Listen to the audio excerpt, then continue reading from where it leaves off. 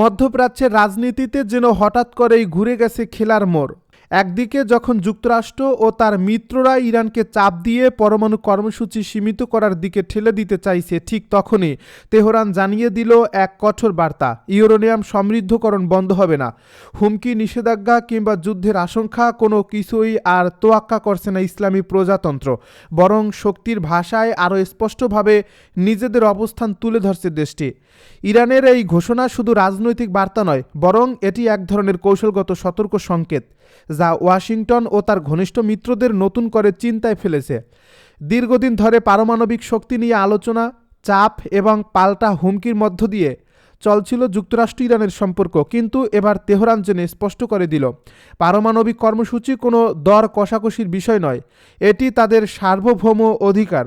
ইরানের পররাষ্ট্রমন্ত্রী Abbas Araghchi এক ফোরামে দেওয়া বক্তব্যে সরাসরি বলেছেন, শান্তিপূর্ণ পরমাণু কর্মসূচি ইরানের জন্মগত অধিকার, এটি কোনো দেশের দয়া নয়। তিনি জানান, তেহরান বহু মূল্য দিয়ে এই সক্ষমতা অর্জন করেছে, তাই কোনো চাপের কাছে মাথা নত করবে না।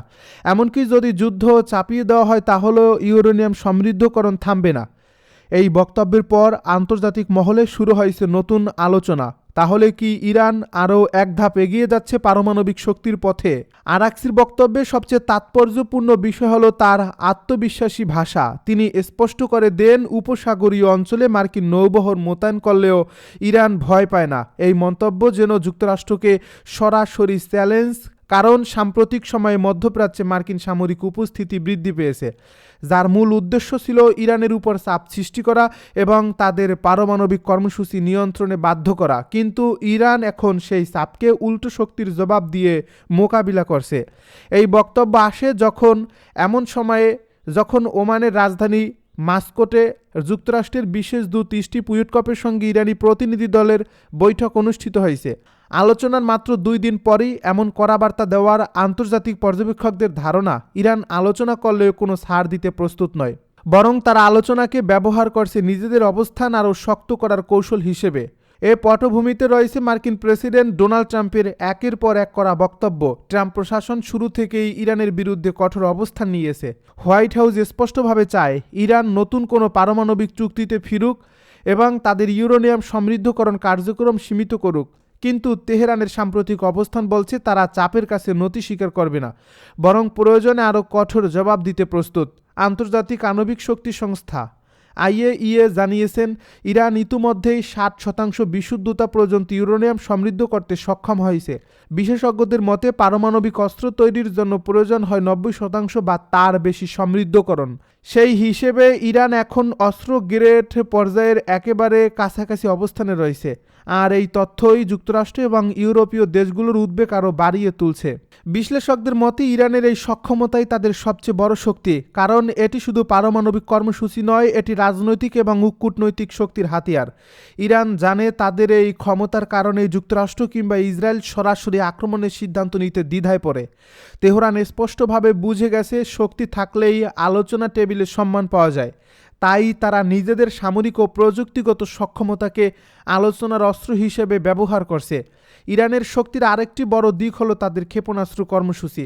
মধ্যপ্রাচ্যে ইরানকে ঘিরে সবচেয়ে বড় আতঙ্ক তৈরি করছে এই মিসাইল সক্ষমতা, কারণ তেহরান শুধু পারমাণবিক কর্মসূচিতেই এগোচ্ছে না, একই সঙ্গে তারা তৈরি করছে দূরপাল্লার ক্ষেপণাস্ত্র এবং ড্রোন প্রযুক্তি। এই প্রযুক্তি তাদেরকে আঞ্চলিক শক্তিতে পরিণত করছে।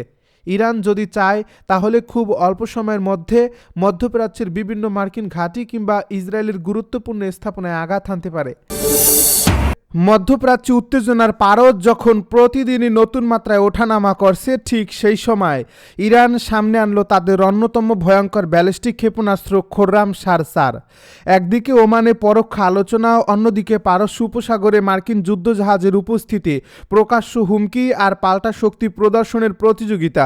এই পরিস্থিতিতে ইরানের এই ক্ষেপণাস্ত্র উন্মোচন কি শুধু এই সামরিক প্রদর্শনী, নাকি এটি যুক্তরাষ্ট্র ও ইসরায়েলের জন্য একটি সুস্পষ্ট কৌশলগত বার্তা?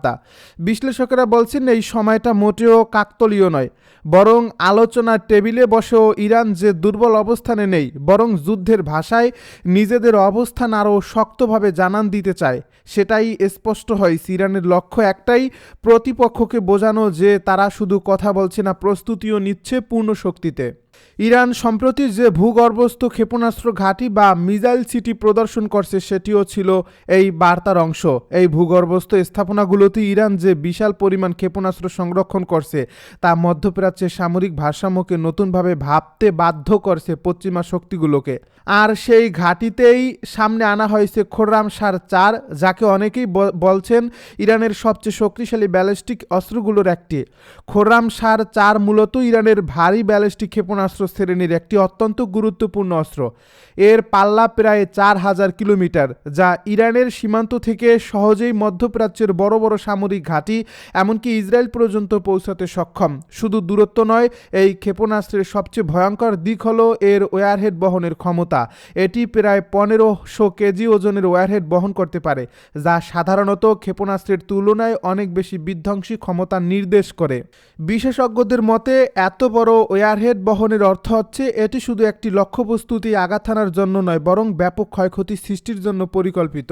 যুদ্ধ পরিস্থিতিতে এটি সামরিক ঘাঁটি, রানওয়ে, জ্বালানি ডিপো এবং গুরুত্বপূর্ণ অবকাঠামোকে এক আঘাতেই ধ্বংস করতে পারে, যার ফলে যুক্তরাষ্ট্র বা ইসরায়েল যদি ইরানের বিরুদ্ধে কোনো সামরিক অভিযান শুরু করার পরিকল্পনা করে তাহলে তাদের সামনে এখন আগের চেয়ে অনেক বড় ঝুঁকি তৈরি হয়েছে।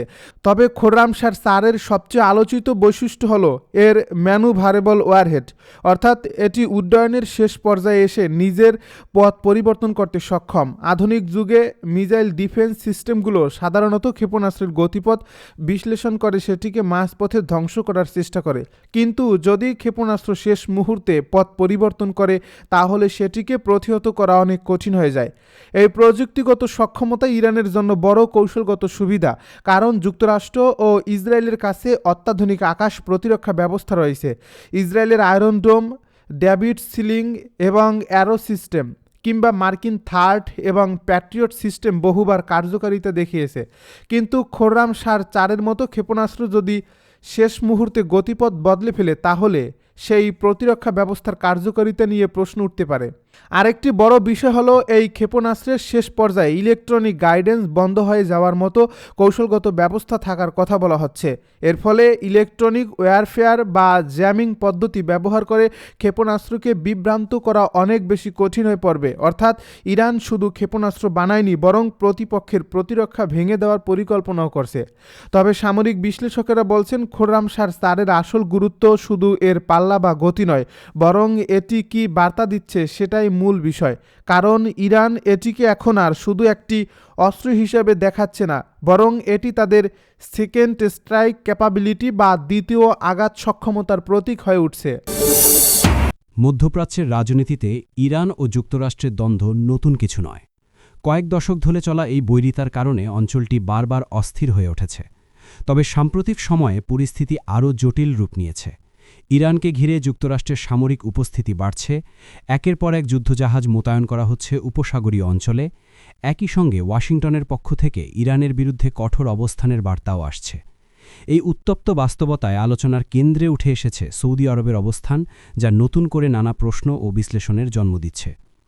প্রকাশ্যে যুদ্ধের বিপক্ষে অবস্থান নিলেও সাম্প্রতিক কিছু কূটনৈতিক তৎপরতা সৌদি আরবের ভূমিকা নিয়ে নতুন করে ভাবতে বাধ্য করছে আন্তর্জাতিক মহলকে। বিশেষ করে সৌদি প্রতিরক্ষামন্ত্রীর ওয়াশিংটন সফর এই ইস্যুকে আরও গুরুত্ব দিয়েছে।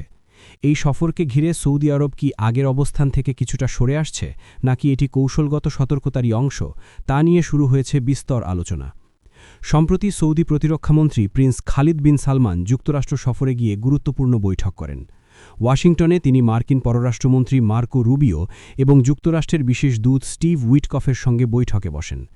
এই বৈঠকে ইরান ইস্যুতে সৌদি আরবের দৃষ্টিভঙ্গি তুলে ধরেন তিনি। কূটনৈতিক সূত্রগুলোর মতে আলোচনায় তিনি ইরানের বিরুদ্ধে সামরিক পদক্ষেপের সম্ভাব্য ঝুঁকি ও ফলাফল নিয়ে সতর্কবার্তা দেন। বৈঠকে প্রিন্স খালিদ বিন সালমান বলেন, যুক্তরাষ্ট্র যদি সামরিক হামলা চালানো হয় এবং সেটি যদি সুস্পষ্ট পরিকল্পনা ও নির্দিষ্ট লক্ষ্য ছাড়া হয় তাহলে পরিস্থিতি আরও ভয়াবহ রূপ নিতে পারে। একই সঙ্গে তিনি সতর্ক করেন, যুক্তরাষ্ট্র যদি সামরিক পদক্ষেপ থেকে পুরোপুরি সরে আসে তাহলে ইরান আঞ্চলিকভাবে আরও শক্তিশালী হয়ে উঠতে পারে। এই দ্বিমুখী আশঙ্কার কথাই তুলে ধরেন সৌদি প্রতিরক্ষামন্ত্রী। এর আগেও ইরানের বিরুদ্ধে সামরিক অভিযানের প্রকাশ্য বিরোধিতা করেছে সৌদি আরব। এমনকি সৌদি নেতৃত্ব স্পষ্টভাবে জানিয়েছিল, ইরানের বিরুদ্ধে কোনো হামলায় নিজেদের আকাশসীমা ব্যবহারের অনুমতি দেওয়া হবে না। সেই অবস্থানের পরও যুক্তরাষ্ট্রকে দেওয়া সাম্প্রতিক সতর্কবার্তা সৌদি কূটনীতিতে নতুন মাত্রা যোগ করেছে বলে মনে করছেন বিশ্লেষকরা। রাজনৈতিক বিশ্লেষকদের মতে সৌদি আরব এখন সরাসরি যুদ্ধের পক্ষে না গেলেও ইরান প্রশ্নে পুরোপুরি নিরপেক্ষ অবস্থানে নেই। একদিকে তারা অঞ্চল জুড়ে অস্থিরতা চায় না, অন্যদিকে ইরানের প্রভাব বাড়াকেও ঝুঁকিপূর্ণ মনে করছে রিয়াদ। এই দ্বন্দ্বপূর্ণ অবস্থানই সৌদি আরবের সাম্প্রতিক বক্তব্যে প্রতিফলিত হয়েছে। এই বৈঠক প্রসঙ্গে আন্তর্জাতিক গণমাধ্যমে বিভিন্ন তথ্য উঠে এসেছে। দি টাইমস অফ ইসরায়েল জানিয়েছে, সৌদি প্রতিরক্ষামন্ত্রী ইরান ইস্যুতে যে কোনো সিদ্ধান্ত নেওয়ার আগে যুক্তরাষ্ট্রকে পরিষ্কার কৌশল এবং নির্দিষ্ট উদ্দেশ্য নির্ধারণের আহ্বান জানিয়েছেন। তার মতে হঠাৎ করে নেওয়া সিদ্ধান্ত পুরো মধ্যপ্রাচ্যকে দীর্ঘমেয়াদী অস্থিরতার দিকে ঠেলে দিতে পারে। একই দিনে উপসাগরীয় অঞ্চলের একজন জ্যেষ্ঠ কর্মকর্তা মন্তব্য করেন, ইরানের বিরুদ্ধে যুক্তরাষ্ট্রের সামরিক হামলা যেমন ভয়াবহ পরিণতি ডেকে আনতে পারে, তেমনি হামলা না হলে ইরান আরও শক্তিশালী হয়ে ওঠার ঝুঁকিও থেকে যায়। এই মন্তব্য মধ্যপ্রাচ্যের জটিল বাস্তবতাকে স্পষ্ট করে তোলে, যেখানে কোনো সিদ্ধান্তই পুরোপুরি ঝুঁকিমুক্ত নয়। এদিকে এই ইস্যুতে সামাজিক যোগাযোগ মাধ্যমেও প্রতিক্রিয়া দেখা গেছে। সামাজিক যোগাযোগ মাধ্যম এক্সে ইসরায়েলে নিযুক্ত মার্কিন রাষ্ট্রদূত এক পোস্টে উল্লেখ করেন, সৌদি কর্মকর্তারা এই বাস্তবতা সম্পর্কে পুরোপুরি অবগত। তার এই মন্তব্য সৌদি আরব ও যুক্তরাষ্ট্রের মধ্যে চলমান নীরব আলোচনার ইঙ্গিত বলেই মনে করছেন পর্যবেক্ষকরা। অন্যদিকে সৌদি যুবরাজ মোহাম্মদ বিন সালমান ভিন্ন এক বার্তা দিয়েছেন। তিনি ইরানের প্রেসিডেন্টকে জানিয়েছেন, ইরান যুক্তরাষ্ট্র উত্তেজনা নিরসনে কূটনৈতিক সমাধানের পক্ষেই রয়েছে রিয়াদ। সৌদি আরব মনে করে আলোচনার মাধ্যমে সমাধানই এই সংকট থেকে বেরিয়ে আসার সবচেয়ে কার্যকর পথ। এই অবস্থানের মধ্যেই যুক্তরাষ্ট্রের সামরিক প্রস্তুতির খবর সামনে এসেছে। শনিবার এক প্রশ্নের জবাবে প্রেসিডেন্ট ট্রাম্প বলেন, মধ্যপ্রাচ্যে যুক্তরাষ্ট্র তার সামরিক প্রস্তুতি জোরদার করেছে। একই সঙ্গে তিনি আশা প্রকাশ করেন, তেহরান শেষ পর্যন্ত আলোচনার পথেই এগিয়ে আসবে। বিশ্লেষকদের মতে যুক্তরাষ্ট্র একদিকে সামরিক চাপ বজায় রাখছে, অন্যদিকে কূটনৈতিক দরজাও পুরোপুরি বন্ধ করছে না। এই কৌশল ইরানকে আলোচনায় বসতে বাধ্য করার চেষ্টা বলেই মনে করা হচ্ছে। তবে এতে পরিস্থিতি কতটা নিয়ন্ত্রণে থাকবে তা নিয়ে সংশয় থেকেই যাচ্ছে। ইরান দীর্ঘদিন ধরেই যুক্তরাষ্ট্রের চাপের মুখে রয়েছে। নিষেধাজ্ঞা, সামরিক হুমকি এবং আঞ্চলিক প্রতিযোগিতার কারণে তেহরান নিজেদের অবস্থান শক্ত করার চেষ্টা করছে। এই প্রেক্ষাপটে সৌদি আরবের মতো আঞ্চলিক শক্তির অবস্থান ইরানের জন্য গুরুত্বপূর্ণ বার্তা বহন করে। মধ্যপ্রাচ্যের রাজনীতিতে সৌদি আরব ও ইরানের সম্পর্ক বরাবরই সংবেদনশীল। সাম্প্রতিক বছরগুলোতে দুই দেশের মধ্যে কূটনৈতিক সম্পর্ক কিছুটা উন্নত হলেও আস্থার সংকট পুরোপুরি কাটেনি। যুক্তরাষ্ট্র ইরান উত্তেজনা সেই সম্পর্ককে আবারও পরীক্ষার মুখে ফেলছে। সব মিলিয়ে মধ্যপ্রাচ্যের বর্তমান পরিস্থিতি অত্যন্ত সংবেদনশীল। যুক্তরাষ্ট্রের সামরিক প্রস্তুতি, ইরানের প্রতিক্রিয়া এবং সৌদি আরবের সতর্ক কূটনৈতিক অবস্থান মিলিয়ে অঞ্চলটি দাঁড়িয়ে আছে এক অনিশ্চিত ভবিষ্যতের সামনে। এই সংকট শেষ পর্যন্ত সংঘাতের দিকে যাবে নাকি কূটনৈতিক সমাধানেই সীমাবদ্ধ থাকবে, সেটাই এখন দেখার বিষয়।